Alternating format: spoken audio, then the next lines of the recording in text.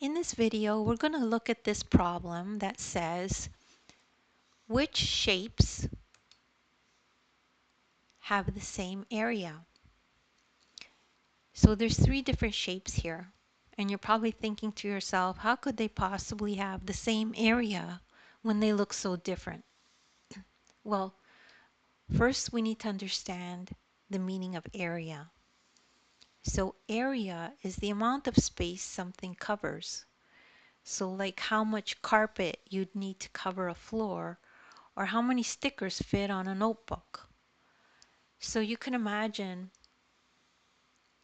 how many stickers might fit on these little blocks, and on these ones, and on these ones. So when you look at it that way, you can kind of see that there's two shapes here where the same amount of stickers would cover all that area. So let's look at these individually. So if we look at this shape, let's count the number of squares this has. This has 1, 2, 3, 4, 5. And then if we look at this one and this one has 1, 2, 3, 4, 5, 6.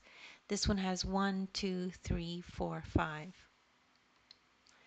Okay, so now we know that this area is 5 square units, right?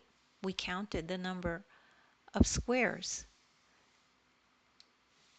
Then this area is 6 square units. We know that because we counted the number of squares.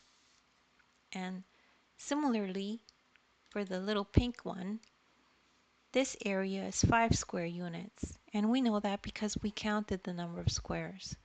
So we can see that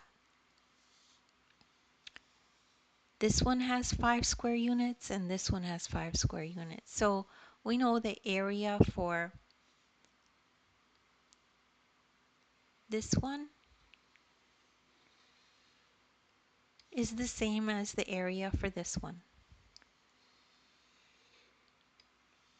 So the same amount of stickers would be used to cover the entire area of these shapes. So if you don't understand this, don't worry. You're probably just one explanation away from understanding it.